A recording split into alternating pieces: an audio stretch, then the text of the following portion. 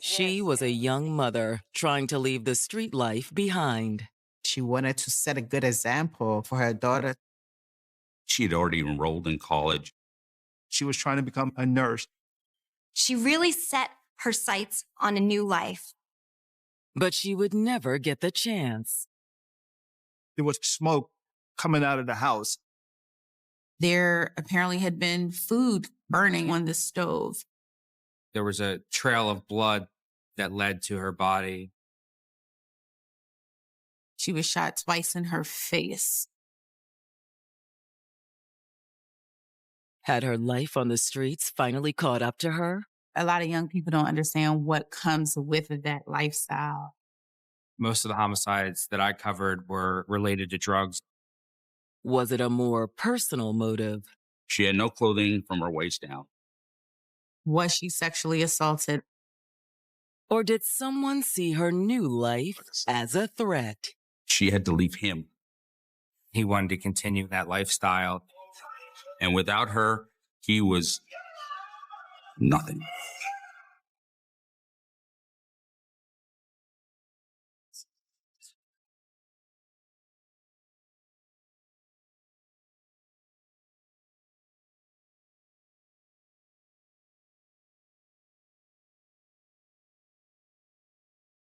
December 20th, 1996.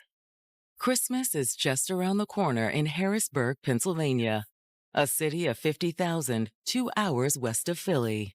Harrisburg is very interesting in that it is the capital city of the Commonwealth of Pennsylvania. So there are a lot of opportunities here, lots of jobs and state government. But then when you look within certain parts of the city, you do see where there are impoverished people. And in 1996, there are few places in Harrisburg more impoverished than the Allison Hill neighborhood. It's a community that has suffered, and they've been trying to revitalize it for many years. But unfortunately, a lot of criminal activity still happens there. There's a lot of drug abuse. There's a lot of panhandling, poverty. Socioeconomic status is pretty low. There's a lot of homicides in Allison Hill. You go there and neighbors are worried about their neighborhood. And for one Allison Hill resident, this afternoon brings a new worry. It's a little after noon when Iris Belcher's brother notices smoke coming from the home across the street where his sister Iris lives. He was really concerned about his sister. Rushing over, he's met outside by Iris's boyfriend, Tyshawn Love. Where's Iris? She's upstairs. As soon as that happened, he told the brother that something was wrong with Iris. And he took the brother into the house. She's upstairs. It's bad. Come on. He said he came home and found something burning on the stove. There was blood downstairs in the kitchen, and there was blood spatter going upstairs. And when he followed the blood upstairs, he found Iris. She was on the floor, laid down. She was shot twice in her face. At first glance, 20-year-old Iris Fennell Belcher appeared to have a bright future ahead of her. She was a beautiful young woman, very intelligent young woman. Iris had a really bubbly personality. She was just immediately likable. Everyone that came into contact with her really liked her. And she seemed to have so much potential. But she'd also faced plenty of obstacles in her short life. The environment she grew up in was extremely difficult. It's difficult when there's a lot of drug trade to persevere through all of the outside influences that may bring you down. And an unexpected pregnancy at age 15 didn't help. Having a child at an early age is quite stressful. That's a lot of balls to juggle. If you don't have any help or any support, that alone can be extremely stressful or anxiety-provoking. How can you take care of yourself and take care of a child? With few options to support herself, after Iris moved out on her own, she turned to drug dealing. How Iris grew up explains a lot of why she entered the drug business. Sometimes when people grow up in crime areas, it is ingrained in them. It's just a twisted system. If you're coming up in that system and you're trying to say, I want to better myself, how do you get money? Unfortunately, we don't live in a society where everyone has an equal opportunity to make a great life for themselves. And sometimes people do feel that the only option they have is to deal drugs or engage in some other illegal activity. That's what she knew and she was comfortable around it. She was also good at it.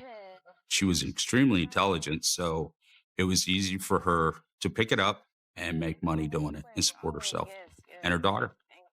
She became really well known within the drug community and successful. And she soon fell in with a group of dealers based out of New York City. We had a lot of individuals coming down from New York City and selling drugs here because it was so lucrative. The drugs could be sold for so much more money, and they kept their contacts in New York, and then they would come down here and sell the drugs for more money and make a profit. One of those New York drug dealers was Tyshant Love. He was known as the professor. He had a studious air about him. I never understood the relationship. It was one of those relationships where you look and you go, I don't get it. But she was in that drug life. He was in that drug life. They had lots in common. But what really brought them together was the way Tyshant treated Iris's daughter. Hey, babe. Oh, no, is she asleep already? Yeah, I just got her down. Oh, I got this for her, though. As a single mother, when the person that is now in the picture and is accepting of the child that you had before them, it does bring a sense of hope and a sense of family. Well, you staying the night, right? I mean, yeah, I can just give it to her tomorrow. Okay, sounds good. That's where the connection became strong. I love the way that sounds. The thought of becoming a family also sparked a change in Iris. She wanted to better her life. She was trying to get out of the drug trade and do something better for her family. One of the ways you do that is by education. She had been accepted into the nursing program at Harrisburg Area Community College. She really set her sights on a new life. But now it appears that Iris's new life has come to a sudden, violent end. After seeing smoke coming from her house, Iris's brother goes across the street to investigate. He approached the property and he saw Tyshant come out, who was very panicked. Yo, where's Iris? She's upstairs. It's bad. He took the brother into the house. They found Iris. She was found in the bedroom with gunshot wounds. Tyshant told her brother, "You call 911. Call 911. Call 911. And then he left the scene. Iris, wake up. Iris. Hey, where you going? Why did this?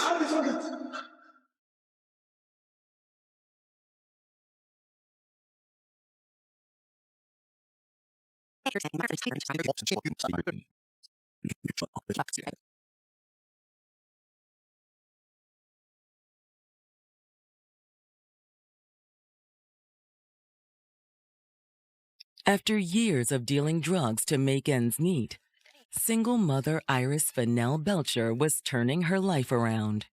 She wanted more for her life and for her daughter. She decided she wanted out of the game, and she applied and got accepted to nursing school. But now it's Iris who's in desperate need of medical attention. Her boyfriend Tyshant and her brother have just found Iris on her bedroom floor. She was found in the bedroom with gunshot wounds. And then, after telling Iris's brother to call 911, Tyshant had run out the door. I'll be back. I'll be right back. I'll be right back. Tyshant said something along the lines of, "I know what happened, and I'm going to go take care of it." Within minutes, sirens converge on the neighborhood. It's chaotic. There's a lot of police that show up. They enter the house with guns drawn. Hurry! She's right here! The first thing the officer has to do in a situation like this is actually clear the house. But all they find is Iris's body on the bedroom floor. She had two very close contact wounds, one going to the front of her mouth and one that went through her cheeks. Come on. And given her past, the victim is well known to the police. DOA on the scene, 20-year-old female, Iris Belcher, sent major crimes to the location. I knew her, and I actually kind of liked her. In this profession, you learn to hate the crime and not the person. The detectives work quickly to try and determine what happened. When we do an investigation for a homicide, we start at the body. And the way she was killed, 2 close-range shots to the face. It seems significant. That gives a very personal feeling to it, perhaps indicating that the killer was someone that she knew. Although, given the world she moved in, that doesn't rule out a drug-related murder. Maybe it was a rival dealer or an associate that double-crossed her.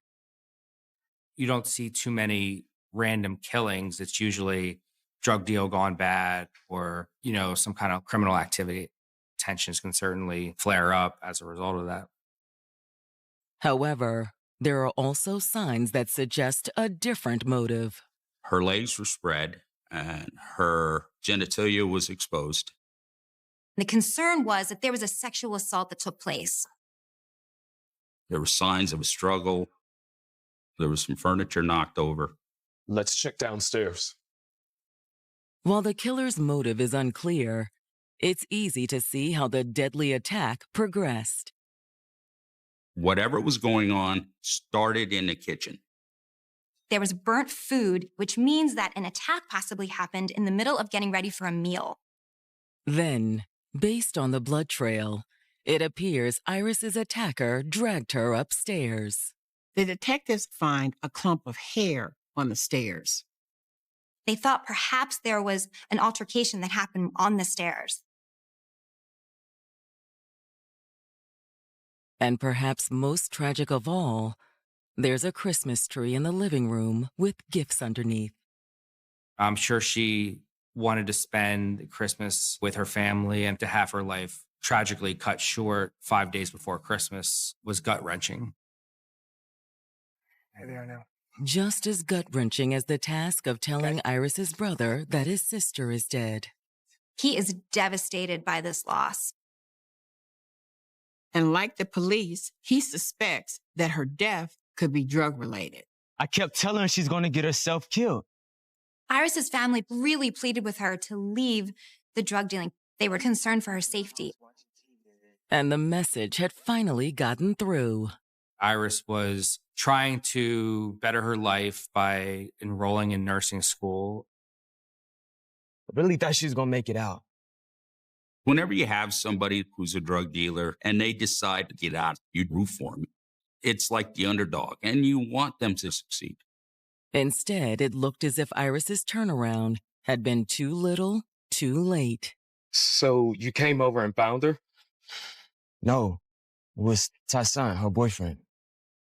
Speaking with Iris's brother, the police learn that Tyshawn was at the scene, but he left shortly thereafter. Did he say why? He just said he wanted to get whoever did this. So he knew who it was? That's what he said. The family knew she and Tyshawn were both involved in drugs, and that possibly this could have something to do with that. However, it's not the only possibility they have to consider. A lot of acts of violence originate from some sort of domestic altercation between romantic partners. Was allegedly the person that found her. The detectives are going to have to rule him out. The detectives make finding Tyshawn their first priority. Yeah. Dispatch. I need a bolo on Tyson Love. They issued a bolo, and he was found pretty quickly. Tyshawn Love was brought to the police department to be interviewed. When questioned by the detectives, Tyshawn says that Iris had been home alone the night before her murder. Where were you? I went out. Tyshawn tells detectives that he went to a bar. Her mom? And Iris's daughter was spending the night at her mother's house. She had been spending a lot of time with her mom because of Iris's lifestyle. Her mom? She didn't really like what we've been doing. Selling drugs. After the bar, Tyshawn said he'd gone to a friend's place. He said he crashed there for a few hours. You went back to the house? Mm-hmm. He said that he returned home and found her body. And he says that as soon as he saw Iris dead on the floor, he knew who did it. Who? Lamar. Lamar Peterson. Yeah, that's him. I knew Lamar Peterson. He loomed large in the drug community. And it's not hard for the detective to believe that he's their killer. He has a very troubled past, a lot of sexual assault. There are some people in this world that just, I can't say anything else, they perpetrate evil.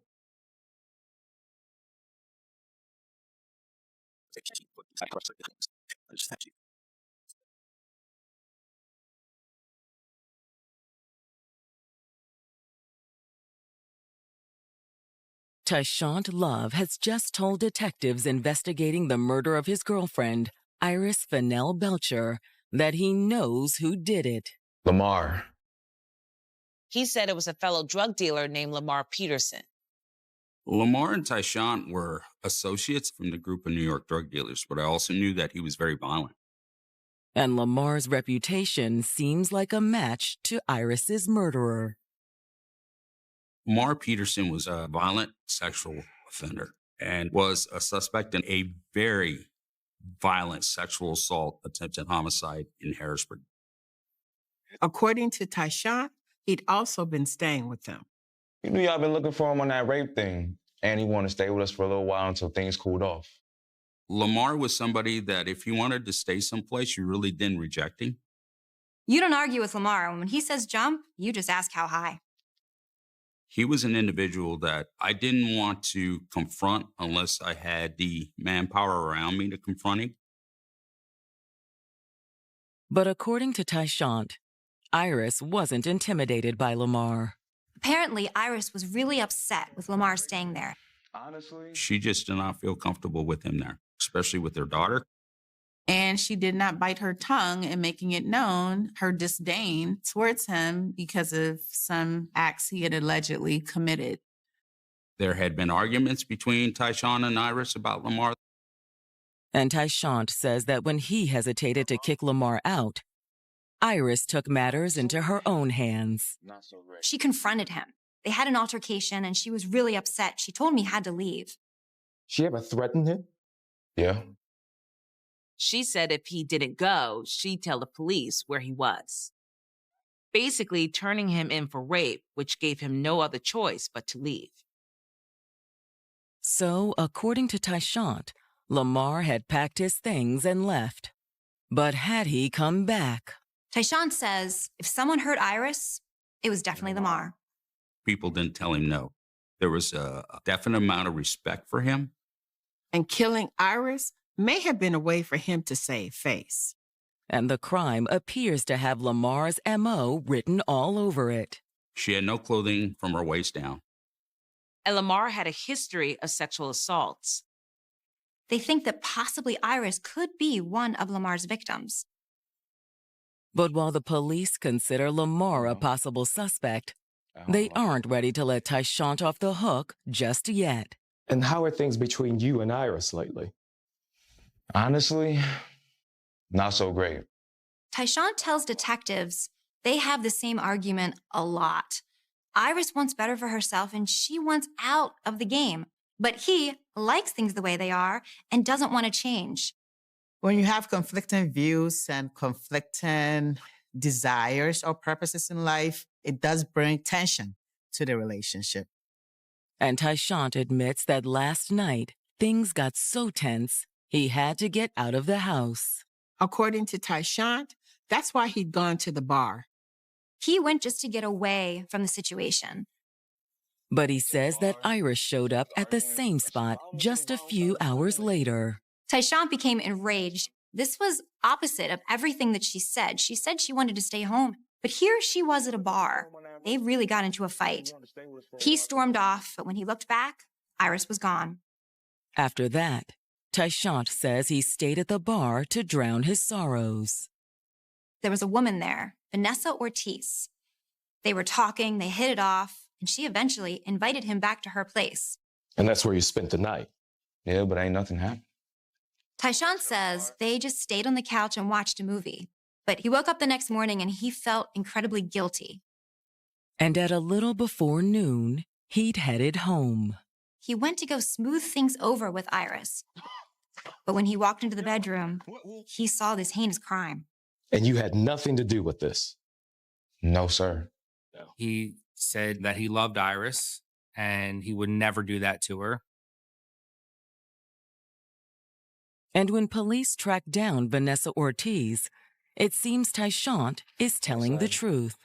We found out that she was with Tyshawn Love that night. Tyshawn and Vanessa had met in a bar, and she said they then went back to her house to spend the night. While the detectives spend the next 48 hours searching for Lamar, the news of Iris's murder spreads across the city. In the mid-90s, there was no social media presence, really. There weren't cell phones like there are today. So people would get their paper in the morning and they would watch the nightly news to see what happened. And the details about Iris's death struck a chord with people. There are homicides that occur in the city where not even the news picks up on them. But Iris was not that kind of homicide. It was one of those that affected a lot of people. So there's a lot of pressure to solve this murder. And once the detectives track down Lamar, it looks like they're on the right track. They bring Lamar in and they realize something very interesting. We saw that there was blood on his boots.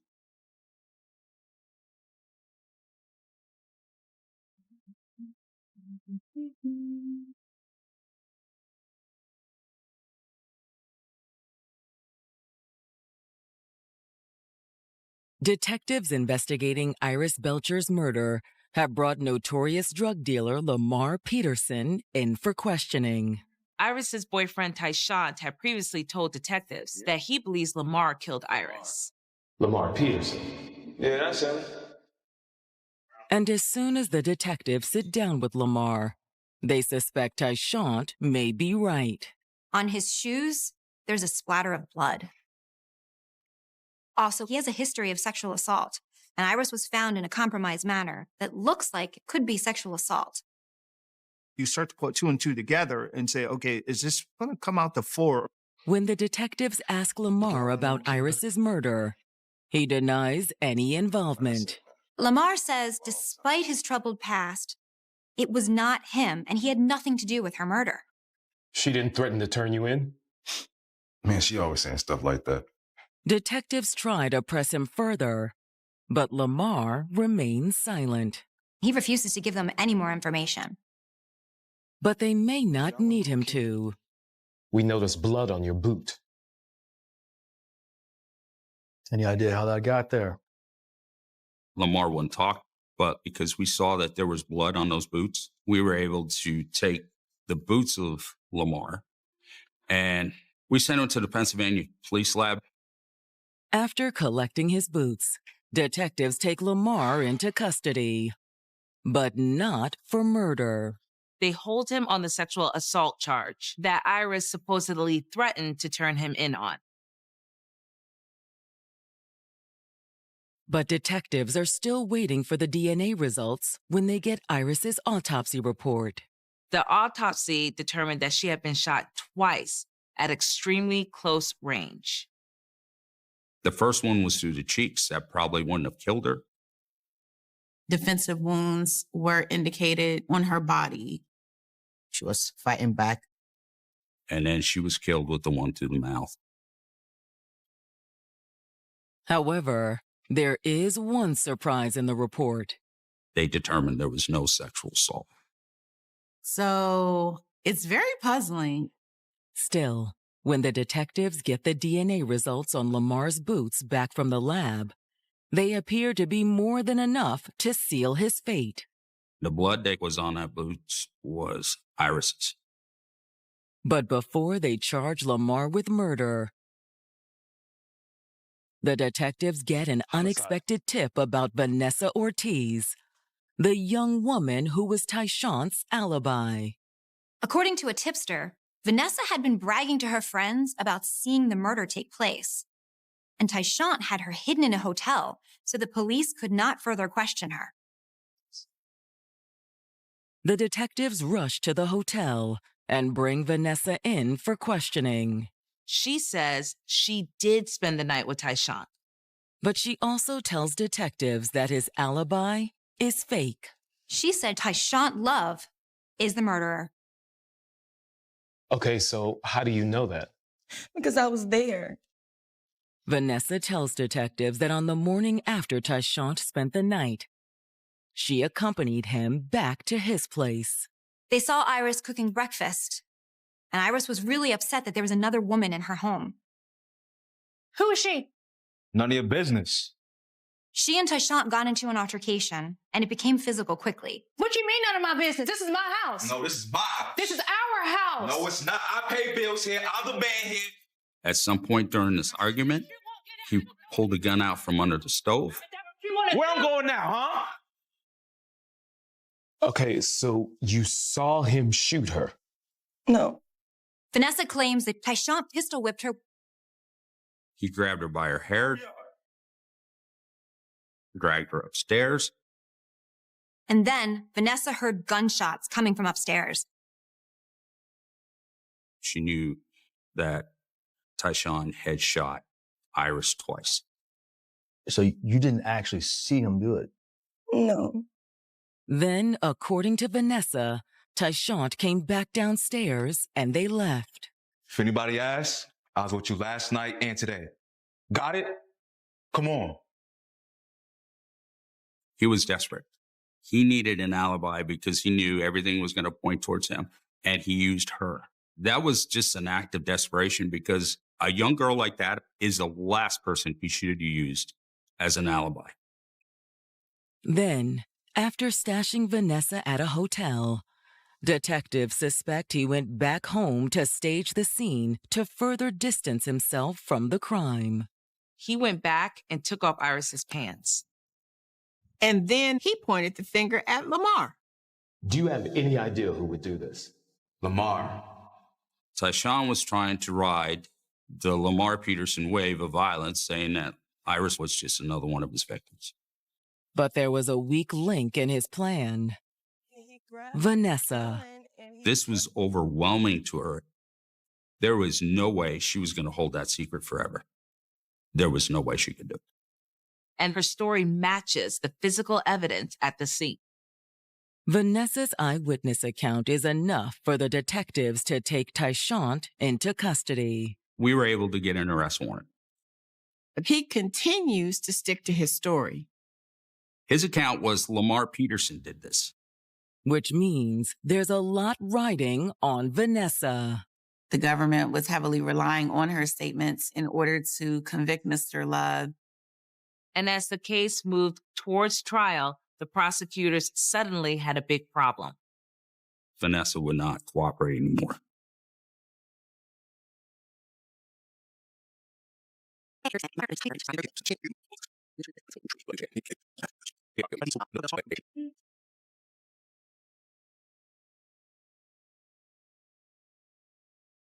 As prosecutors prepare to put Iris Belcher's boyfriend, Tyshawn Love, on trial for murder, the case collapses. I subpoenaed to the courtroom multiple times, and she was not showing up. She had seen what happened to Iris, and she was terrified that it was going to happen to her, and she didn't want to talk. And without her testimony, the prosecution has no case. When it went to the prelim, the charges were dropped because Vanessa wouldn't testify. He becomes free again until such time that the government decides to refile the charges. This news hits Iris's mother particularly hard. She believed that it was Tyshawn who murdered her daughter, and it had to be gut-wrenching for her. It is just the worst thing ever. I mean, it's just, I can only imagine what she was going through. When families are not able to have justice, it leaves them in a lot of emotionally distress. But even though they've dropped the charges, Tyshawn is never entirely off the detective's radar. When it comes to the crime of murder, there is no statute of limitations in Pennsylvania. And so those charges can always be refiled at a date in the future. Over time, is it that easy? No, it's not that easy. It was assigned to other detectives. They weren't able to make headway. But you still don't ever give up, especially if you believe that this case can eventually lead to something. Eventually, the case ends up on the desk of Detective Donald Hefner. I was working several homicides at the time. A couple of them were cold cases, but I felt that this was a case that could be solved. And I decided to put my efforts into it. Sometimes you need another set of eyes to look at something from another point of view. Even if that means starting over from the beginning. I spoke to everybody I could. I mean, in these kind of cases, that's what you do. You kind of flip over every rock you can find to see what's underneath. And a lot of it is nothing, but sometimes it's something. After some digging, Detective Hefner develops a sense of just how tumultuous Iris and Tyshawn's relationship had been. Yeah, relationship was pretty toxic. He was painted as jealous. Friends also said he was abusive. On the outside, it looked like Iris and Tyshawn had a great relationship. On the inside, it wasn't so great. There was a lot of arguing, a lot of fighting, which led to sometimes physical altercations. As time goes on, the brutality increases. Until Iris had reached her limit. I learned that she had told friends that she wanted to leave him. And since she was his connection into Harrisburg's drug world, Tyshawn couldn't have that. Iris brought him up in the social ladder. And without her, he was nothing. But that's not enough to file new charges. There's still one loose end that needs tying up. Lamar Peterson. We knew there was a problem with the case because of the blood on his boots and because of his violent behavior. And if Tyshawn even went to trial for the murder, defense was sure to use Lamar to raise reasonable doubt. What we couldn't verify is when that blood got on the boots. We don't know if there was another fight. We don't know if he was there when the gunshot occurred. We just don't know. And Lamar, by this time in prison for an unrelated crime, refused to say. I tried to close that loop, but Lamar wouldn't talk to me. Which once again means everything is riding on Vanessa Ortiz. Vanessa was the key. Will she talk now that some time has passed? I said to myself that there's a possibility that she is mature enough to talk about this, because I'm sure this has not left her alone. And since Vanessa has become a mother in the interim, there may be a way to reach her. You know, Iris had a daughter, right? Yeah. Sometimes the empathetic side kicks in, and it's just messed up. This little girl has no mom. And I have information that can find this little girl some closure. She began opening up to me, and she started to relay details of what happened at that house. She also changes her story. She now says that she has seen Tyshawn shoot Iris. To get Vanessa to finally open up was a big step in trying to solve this homicide. In September of 2001, 5 years after Iris's murder, police arrest Tyshawn for a second time. But once again, as the trial date approaches, The prosecutors are faced with a problem. Vanessa is nowhere to be found. Only this time, they're prepared. They recorded her testimony, and they could use it in court.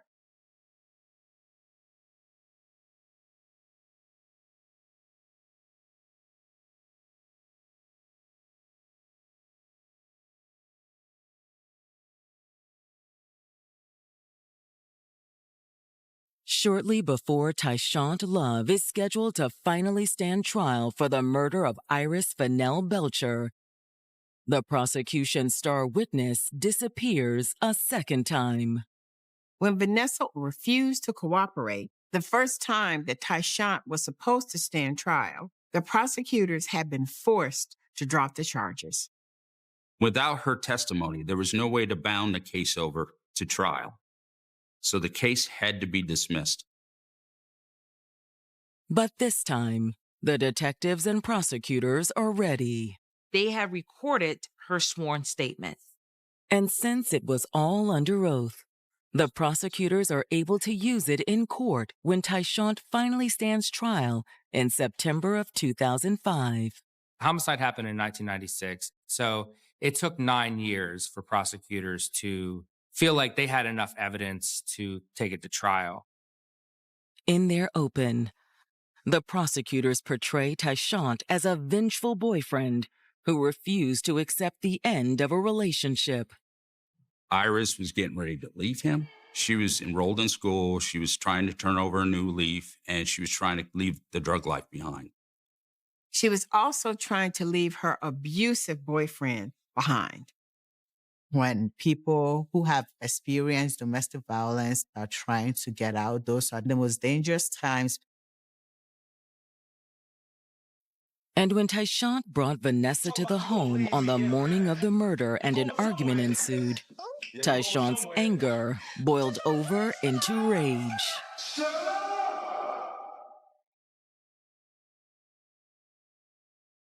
The gunshot wounds to the mouth, to me, indicated, shut your mouth.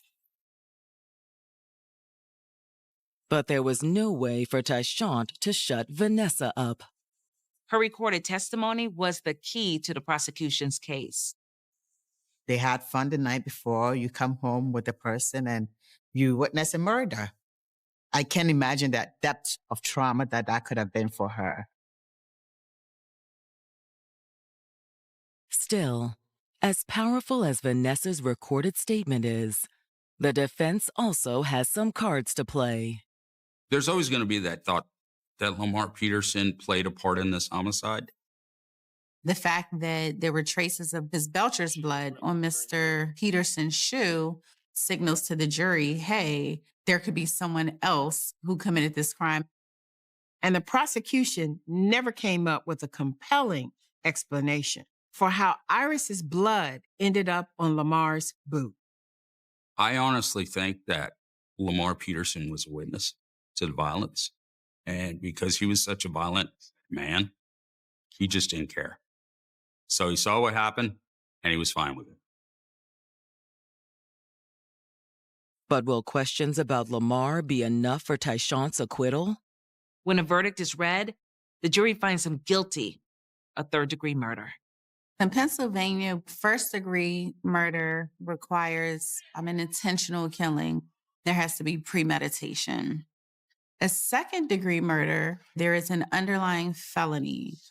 And then third-degree murder, it's pretty much a killing with malice.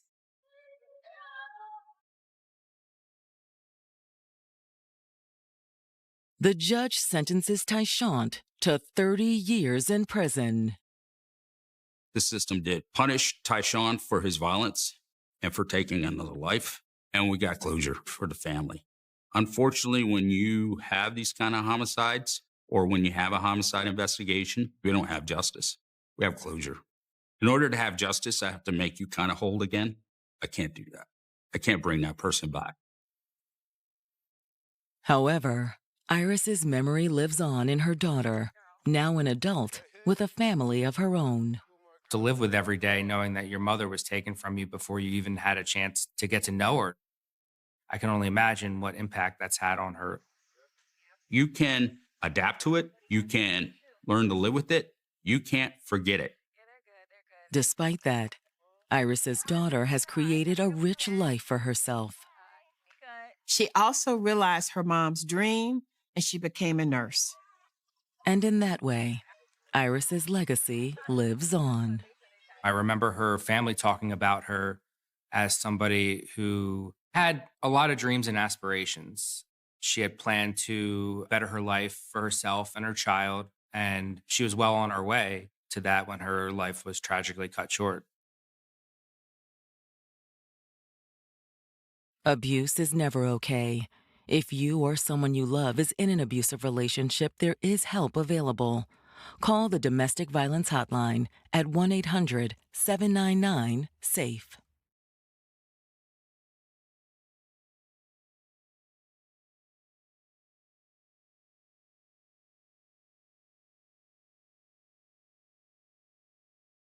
The Architects of Deception, a novelization of shadow lives and stolen identities.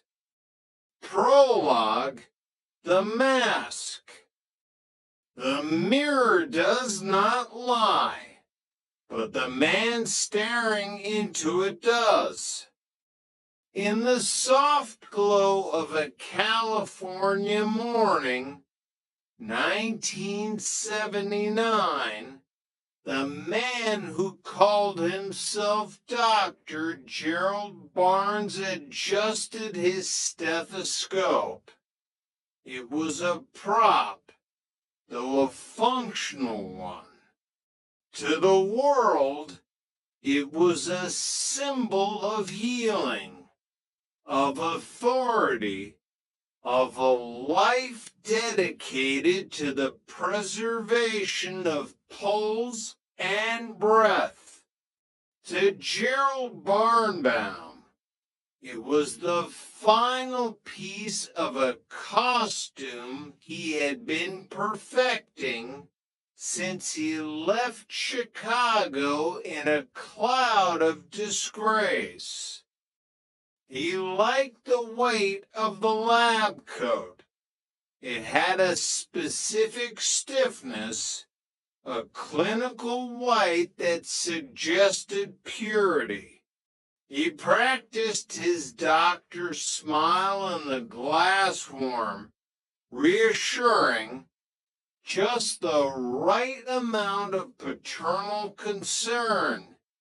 He wasn't just a pharmacist with a revoked license anymore. He was an actor who had found the role of a lifetime, and the stage was the Pacific Southwest Medical Group. 400 miles away, the real Dr. Gerald Barnes was waking up in Stockton, unaware that his name, his hard-earned credentials, and his very soul had been harvested by a ghost. Chapter 1, The Assistant's Shadow. Rick D'Alessandro liked his boss. That was the problem. In the busy hallways of the Orange County Clinic, Dr. Barnes was a breath of fresh air. He was a likable little guy. As Rick would often describe him, quick with a joke, easy to talk to, and possessed of a charismatic energy that made patients feel better before he even examined them. Morning, Rick, Barnes said, breezing past the reception desk with a stack of charts. Beautiful day to save some lives, isn't it? Rick smiled, checking the clipboard. We've got a full house.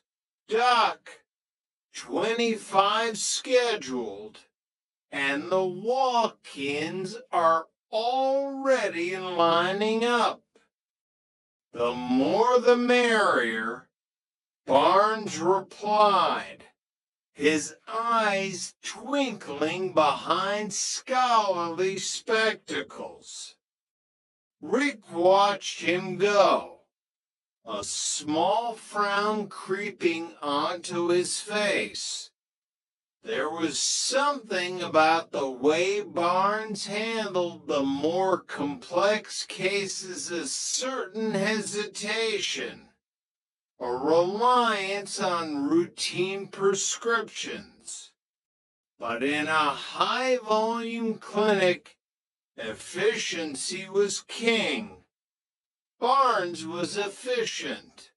He was the director. He was the man with the answers. Or so everyone thought. Chapter 2, The December Chill. December 26, 1979. The holiday spirit was a fading echo, replaced by the gray reality of a winter morning. John Mackenzie walked into the clinic, and even from across the room, Rick could see the man was vibrating with exhaustion. At 29, Mackenzie should have been in the prime of his life, but he looked like a candle guttering in the wind. His skin was sallow, his eyes sunken, and his gait was unsteady. I don't feel right, Rick, Mackenzie whispered, his voice dry as parchment. Thirsty, so thirsty, and dizzy. It's like the floor won't stay still. Rick ushered him into exam room 3. The doctor will see you in a moment. John, hang in there. When Barnes entered the room, he didn't see a man on the brink of a diabetic coma. He saw a script to be followed. He listened to the complaints: excessive urination, dry mouth, the loss of equilibrium, inner ear disturbance. Barnes pronounced with the practiced ease of a veteran clinician. A touch of vertigo happens after the holiday stress. Diet, the usual. He scribbled on a pad. An anti-vertigo drug. Something to stop the spinning. But the thirst, Doc, Mackenzie asked, clutching a paper cup of water like it was a holy relic. Your body is reacting to the imbalance, Barnes said, patting him on the shoulder.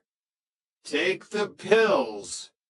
We'll run some blood work just to be safe, but you'll be fine by New Year's. Barnes sent him home. He didn't check for the sweet scent of ketones on the man's breath. He didn't notice the classic signs of a body eating itself.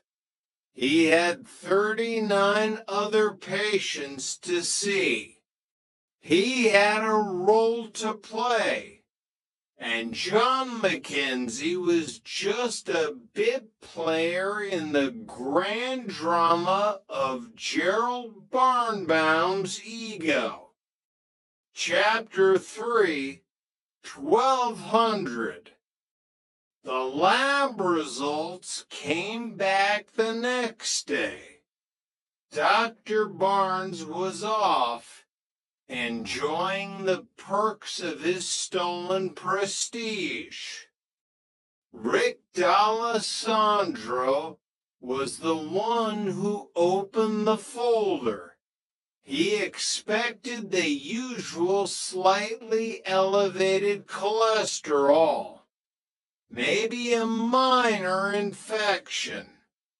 Instead, he saw a number that made his heart stop. Glucose, 1,200 milligrams DL. Normal was 80 to 100. 1,200 was a death sentence. It was a level so high the blood was practically syrup. Oh, God, Rick whispered. He didn't wait for a supervisor. He didn't wait for Barnes. He grabbed the phone and dialed Mackenzie's number. Ring, ring, ring. No answer. He called the emergency contact Tan ex-wife. She hadn't seen him. He called the other numbers on the chart. Silence. A cold dread settled in Rick's stomach. He looked at the chart again. Barnes had prescribed an anti-vertigo medication. He had sent a man an active, acute diabetic crisis home with a pill for dizziness. I need the police, Rick told the dispatcher, his voice trembling. Garden Grove PD. We have a patient.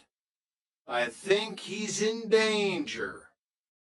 Chapter 4, the kitchen floor. The officers broke the door in. The apartment was quiet, the air heavy with the stillness of a life interrupted.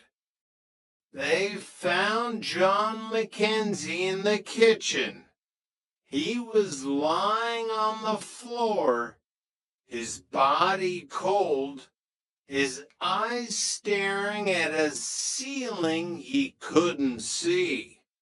In his hand, clutched tightly like a failed talisman, was the prescription Dr. Barnes had given him. The anti-vertigo drug. The 29-year-old had collapsed into a coma and died alone. His body starving for insulin while he followed the expert advice of a man who didn't know the difference between a balance disorder and a metabolic catastrophe. When Rick heard the news, the grief was quickly overtaken by a burning, incandescent rage. A doctor might make a mistake, but this felt like a void where knowledge should have been. Rick sat in the quiet of the empty clinic that evening. He looked at the framed diploma on Barnes's wall. He looked at the medical board registration. Something felt hollow. Something felt wrong. He picked up the phone and called the medical board in Sacramento. I need to verify the identity of a Dr. Gerald Barnes, Rick said. Could you fax over his identification photo and file? The fax machine hummed to life. The paper slid out, inch by agonizing inch. Rick watched as the image formed. The man in the photo was older, different features, a different bone structure. The address listed was in Stockton, 400 miles away. Rick looked at the photo, then at the empty chair in the director's office. You're not him, Rick whispered to the shadows. Who the hell are you? Chapter 5. The Pharmacist of Chicago. The investigation into the man who would be king of the clinic revealed a history built on layers of deception. Before he was Dr. Barnes, he was Gerald Barnbaum. In Chicago, he had been a pharmacist, a man who understood the chemistry of medicine but lacked the ethics of it.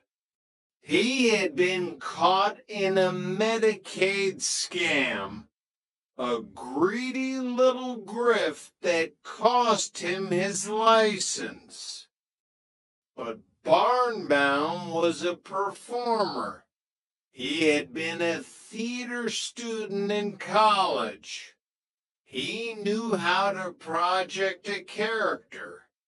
If he couldn't be a pharmacist, he would be something better, something more powerful. He had called the medical board, posing as the real Dr. Barnes. He told them he had lost his duplicate license and was opening a clinic in Los Angeles. They, trusting the name and the professional tone, mailed him the credentials without a second thought. It was that easy. A phone call, a lie, and a white coat. On August 8th, 1980, the curtain finally fell.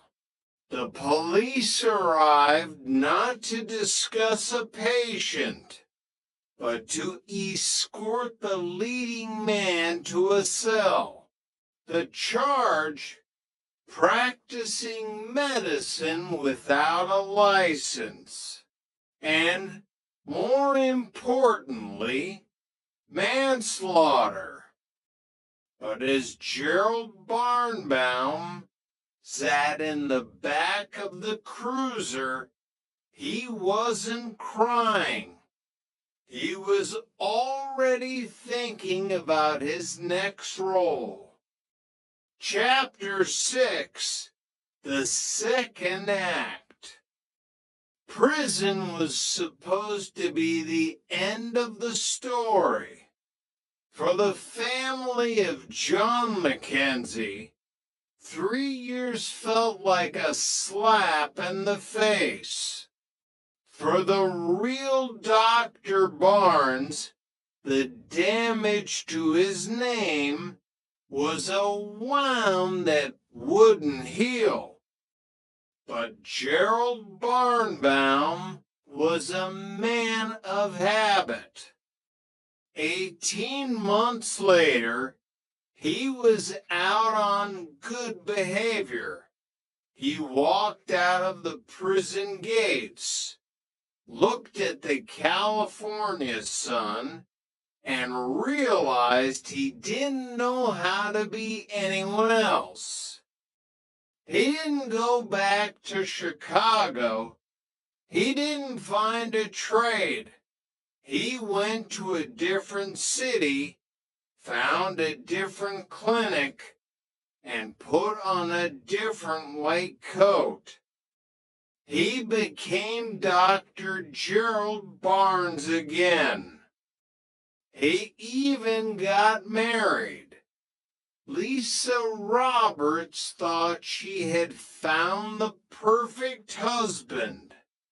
He was a doctor, a provider, a romantic who showered her with flowers and took her to concerts. He earned a six-figure salary. He was the medical director of a Los Angeles facility. I'm so proud of you. Gerald, she would say as she kissed him goodbye in the morning. It's all for you, darling, he would reply. He lived this life for years. He saw patients. He ordered tests. He performed physicals for FBI agents.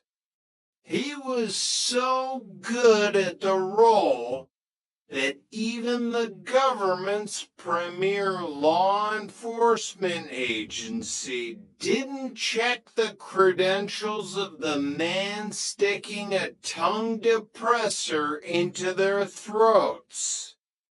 Until a Christmas party in 1996, Rick D'Alessandro was there. He had moved on with his life, but he never forgot the face of the man who killed John Mackenzie. He was standing near the punch bowl when he saw a familiar, likable little guy wearing a name tag. Hi, I'm Dr. Barnes. The world stopped. Rick felt the blood rush to his ears. It had been 16 years, but the mask was identical. Hi, Rick, the man said, his voice as smooth as silk. How are you doing? Rick stared at him, his fists clenching. Well, Gerald, I'm not doing too well, because you're doing the same thing you did back in the 70s. The doctor didn't flinch. He gave a small, sad smile. Well, you know, Rick, this is all just a big mistake. He walked away, disappeared into the crowd, and then disappeared from the city. But the FBI was now on the trail. Chapter 7, The Highway Ghost. While Barnbaum was a predator of the clinic, a different kind of architect was emerging in the heart of the Midwest. David Brankel didn't wear a white coat. He wore expensive suits. He drove a black BMW. He was a businessman, a developer, a man with a vision. In Bloomington, Indiana, Brankel was the man to know. He rented an office from Phil and Bonnie Sperry, claiming to run an architectural and construction firm called ACR. Architecture, construction. And what's the R for, David? Phil Sperry asked one afternoon over coffee.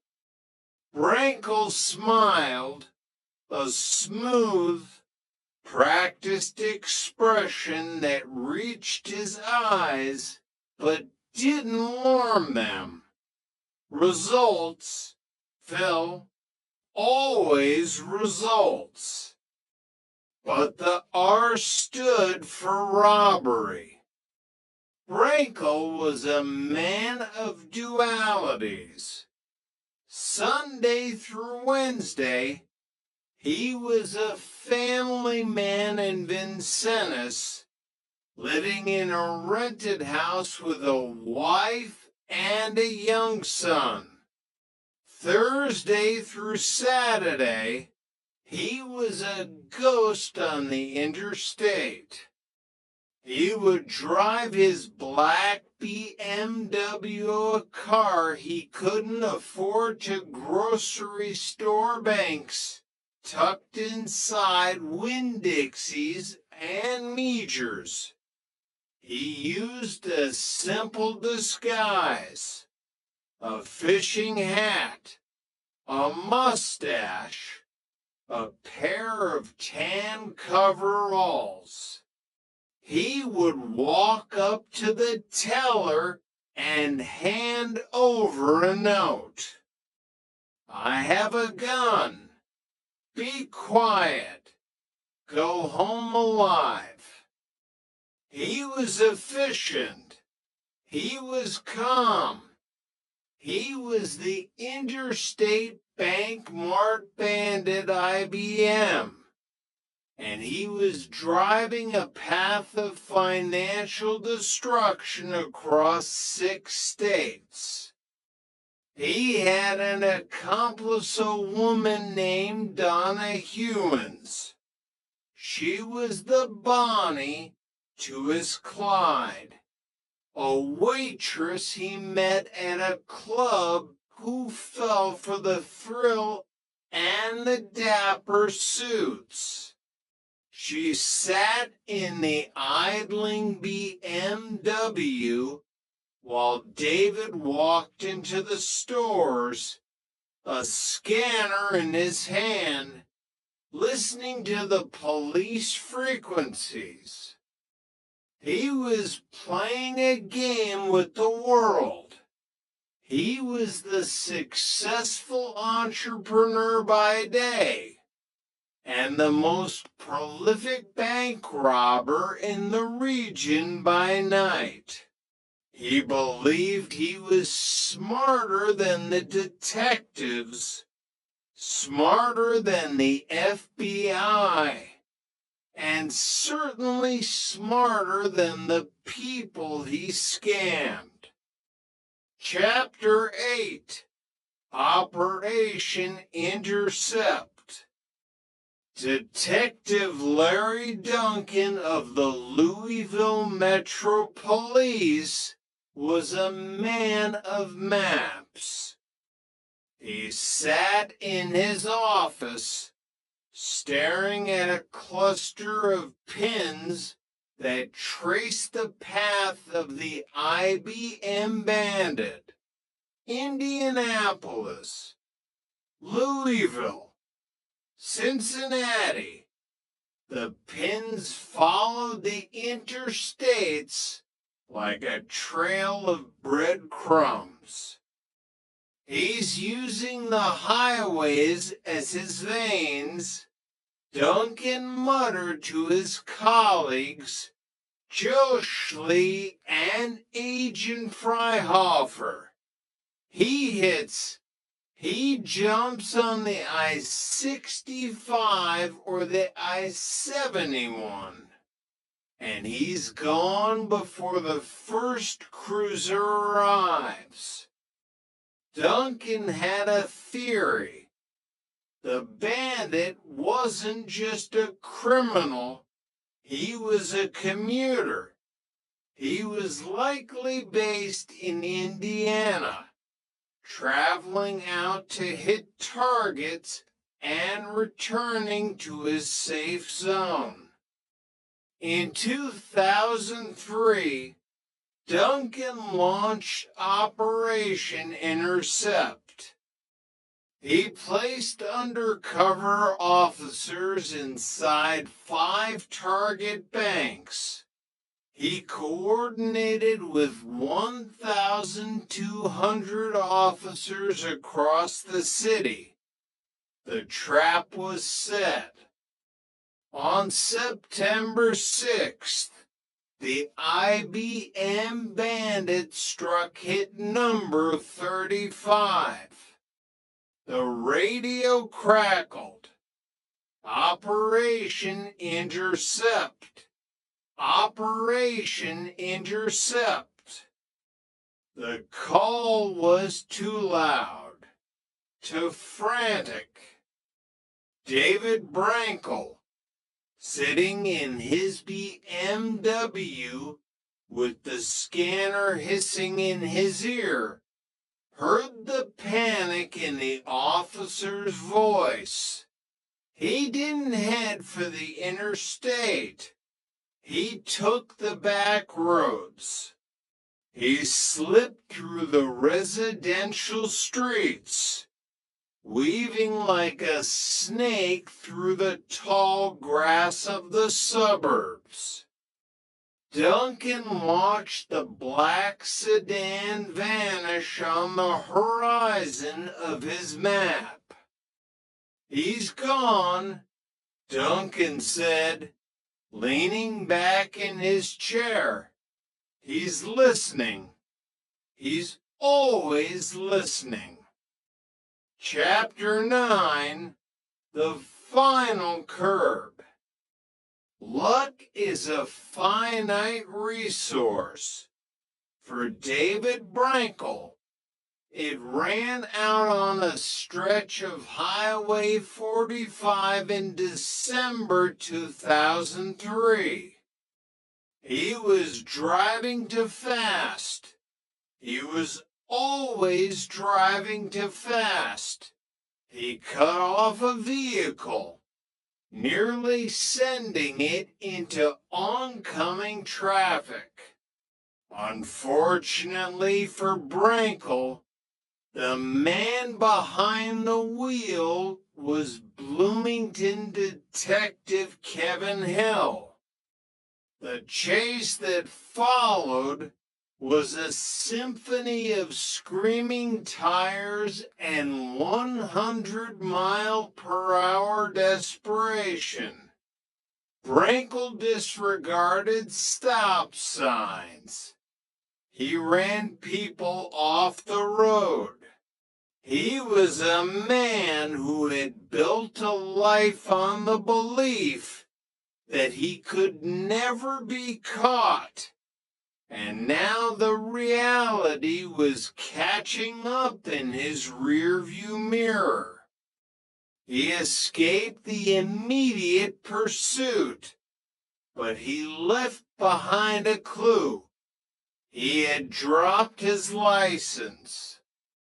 Days later, in Vincennes, the Indiana State Police surrounded a house at 1919 Hickory. Brankel tried to run one last time.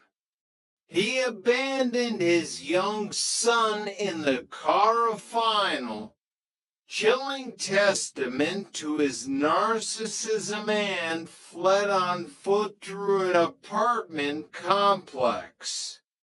He tripped on a curb.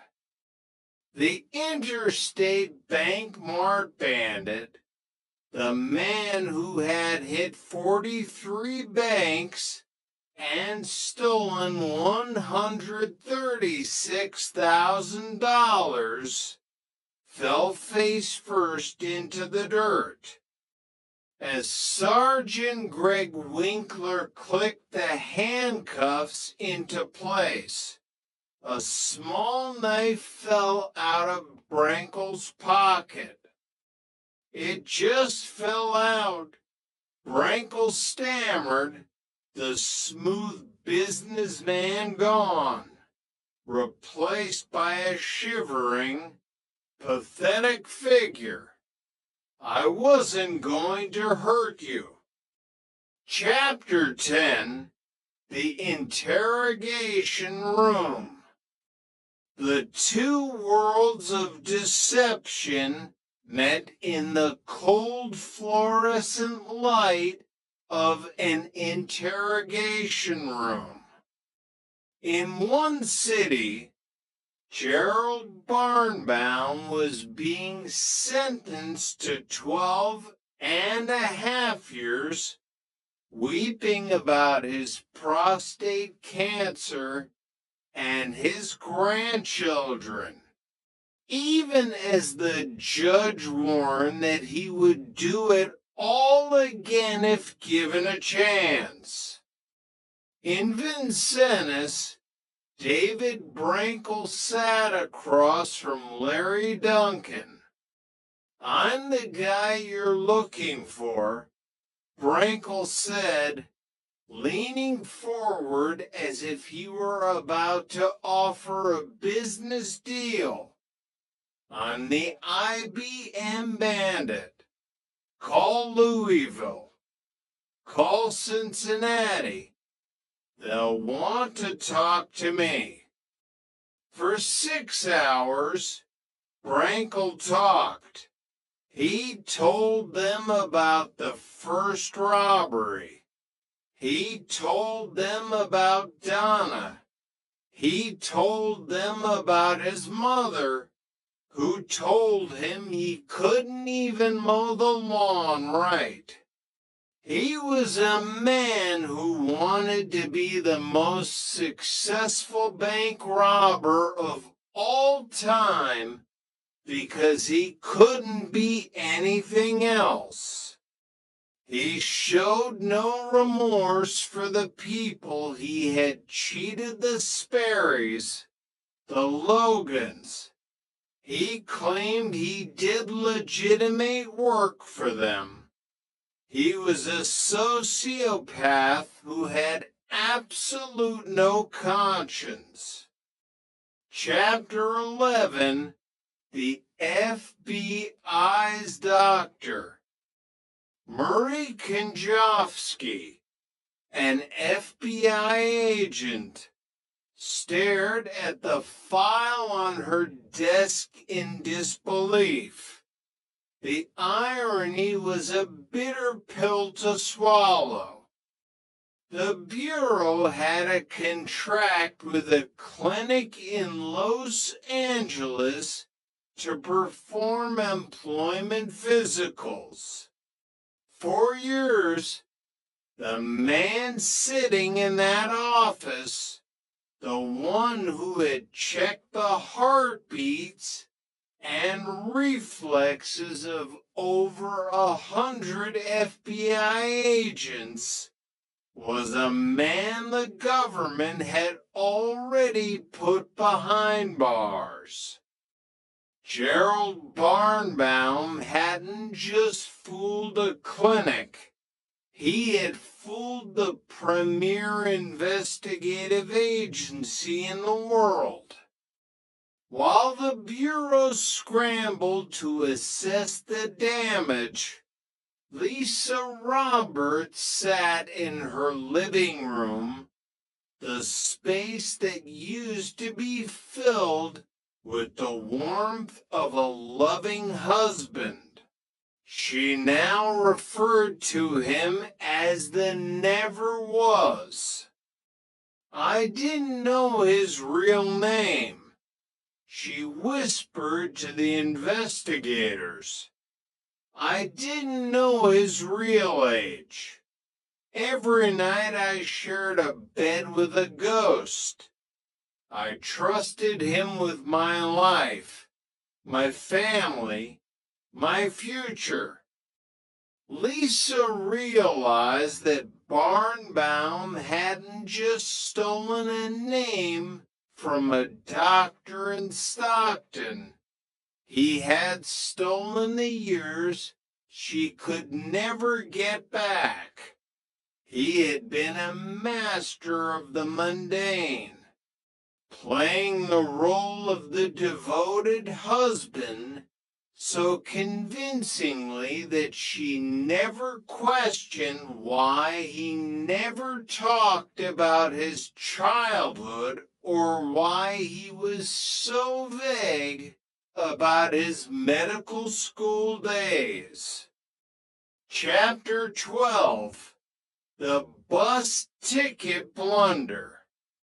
In the world of bureaucracy, sometimes the left hand doesn't know what the right hand is doing.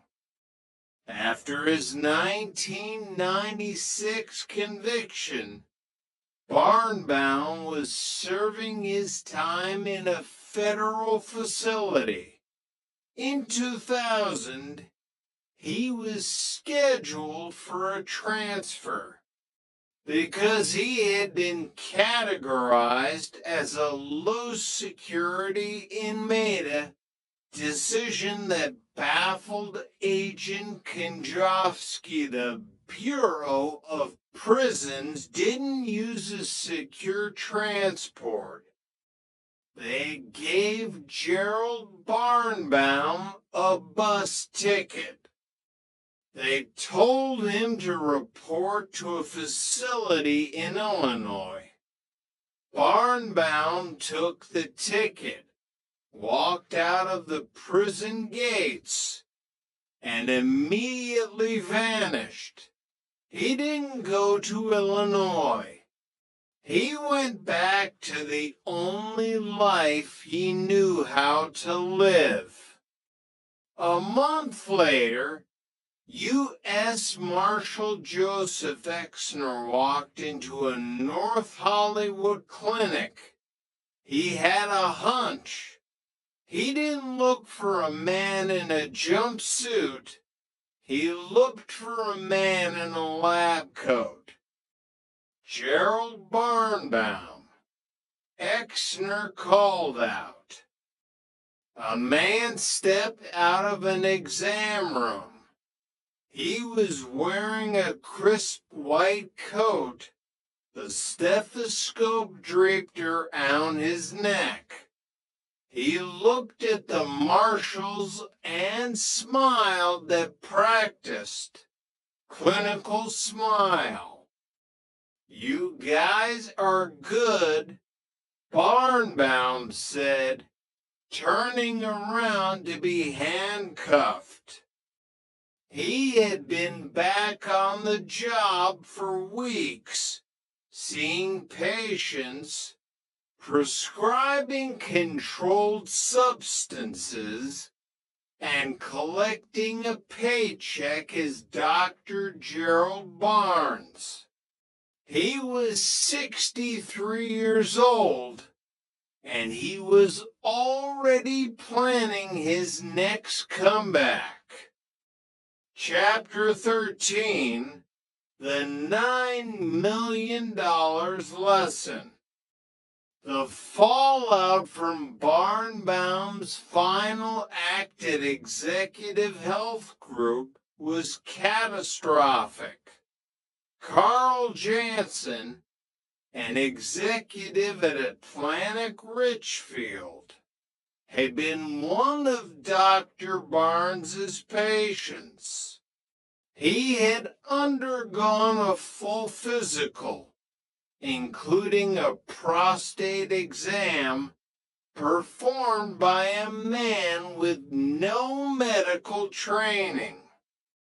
I saw him on the evening news the next day.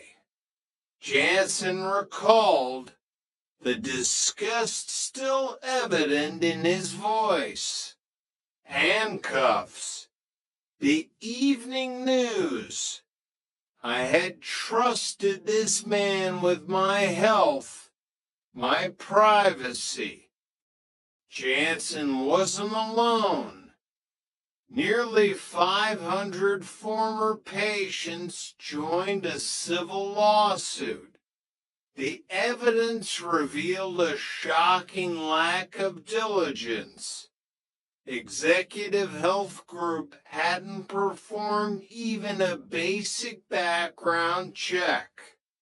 If they had, they would have seen the multiple felony convictions and the trail of dead and duped patients. The company was forced to settle for over $9 million. It was a price paid for greed and negligence, and it put the firm out of business. But for the victims, the money didn't erase the feeling of being violated by an imposter. Chapter 14, The Pet Store Dream. While Barnbound was a ghost in the clinic, David Brankel was a predator in the pet store. In Vincennes, Alan and Becky Logan were the embodiment of the American dream. They ran Logan's Wet Pets and More, a beloved local institution. They wanted to expand to build a family entertainment complex called Logan's Great Escape. When they met David Brankel, they thought their prayers had been answered. He looked like a gift from God, Becky remembered. He had the suits, the Vanguard Capital marketing materials, the timetables. He looked legit. Brankel charged them a $3,500 retainer and $500 a month. But his most chilling tactic involved his young son, Michael. On the first of every month, Brankel would walk into the pet store holding Michael's hand. He would have the boy hand the bill to Alan Logan. It was a prop, just like Barnbound's stethoscope. The presence of the child created an atmosphere of trust, a sense that Brankel was a family man just like them. It's sad, Alan said years later, he used that boy to rob us. He had no conscience.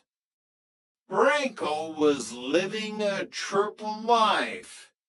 The devoted father in Vincennes, the entrepreneur in Bloomington, and the serial bank robber on the interstate. He was a sociopath who viewed people as meal tickets, and he didn't care who he stepped on to fund his dapper lifestyle. Chapter 15, The Last Act. In 2004, the curtain finally closed, at least for a while. David Brankel received 21 years in federal prison for 43 counts of bank robbery. Donna Hewins, the waitress who became his getaway driver, received house arrest and probation. Brankel owed $175,000 in restitution, but for the Logans and the Sperrys, not a dime would ever return. Brankel maintained to the end that his work for them was legitimate. In Minnesota, at Vasica Federal Prison, Gerald Barnbaum, now in his 70s, sat in his cell. His projected release was 2018. Investigators who had tracked him for decades were not under any illusions. His age won't make a difference, one detective noted. He's a very dangerous human being. When he walks through those doors, he will be a physician again.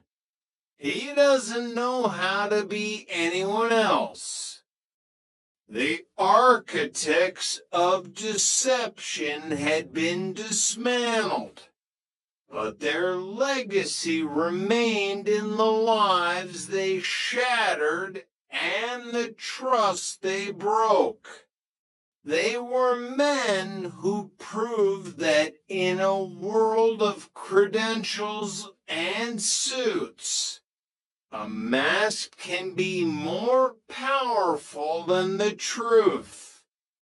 As long as there is greed, and as long as there is a desire to believe in the perfect professional, there will be men like Barnbaum and Brankel waiting in the shadows, ready to put on the coat and start the show all over again. To be continued. Red Bones. Book 1 of the Shetland Mysteries. Prologue, The Wind and the Wire. The wind across the Shetland Islands did not blow. It howled. It was a living, breathing entity that tore off the North Sea, tasting of salt, ancient ice, and bitter secrets. It scoured the treeless hills of Bresse, rattling the corrugated iron roofs of the old crofts and bending the heather until it snapped.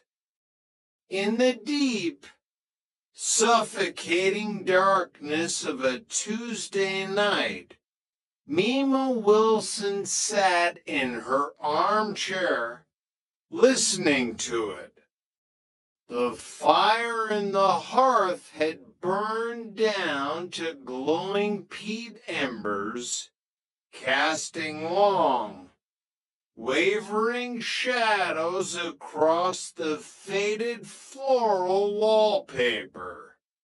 Mima was a woman carved from the landscape itself, weathered, unyielding, holding onto the land of her ancestors with a grip that neither time nor the desperate pleas of her own son could loosen.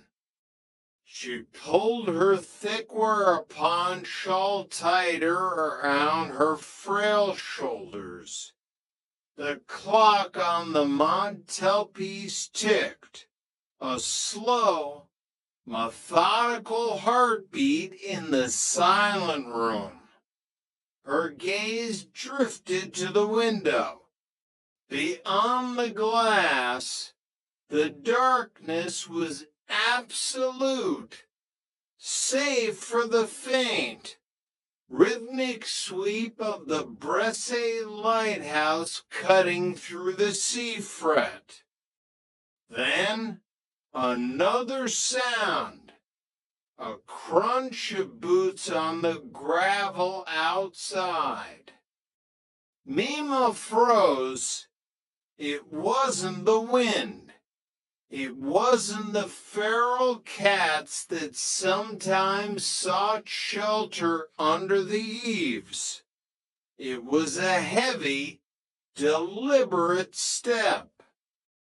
"Who's there?" she called out, her voice raspy but firm. She wasn't a woman given to easy fright. She had lived through the war, through the treacherous nights of the Shetland bus, through the loss of her husband. Silence answered her. She slowly pushed herself up from the chair, her joints protesting. She moved toward the narrow hallway, her eyes darting to the old wooden cupboard where she kept the shotgun. It hadn't been fired in years, but the cold, heavy steel of it was a comfort she suddenly craved. "Is that you?" she called again, a sliver of uncertainty finally piercing her bravado. "Joseph?" The front door rattled. A shadow blocked the sliver of moonlight bleeding through the frosted glass. Mima's hand reached for the doorknob, hesitation warring with defiance. Then came the deafening roar. The glass shattered inward, a storm of jagged diamonds. The sheer force of the blast threw Mima backward, the world erupting into blinding white light and the sharp, metallic stench of cordite.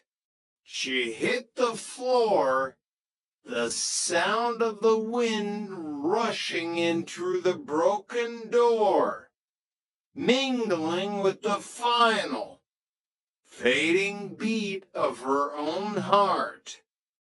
And then there was only the wind. Chapter 1: The Remains of the Morning. Detective Inspector Jimmy Perez woke to the sound of chaos. "Dad! Dad! Dad!" The voice belonged to his stepdaughter, Cassie, and it carried the distinct, frantic pitch of a teenager who was about to miss the morning ferry. Jimmy groaned, burying his face in the pillow for a fleeting second before the reality of single parenthood dragged him upward. The air in the house was freezing, The ancient boiler had given up sometime in the night again. He stumbled out of bed, running a hand through his dark, unruly hair. "I'm up, Cass. I'm up." He found her in the hallway, a whirlwind of school bags, half-eaten toast, and exasperation.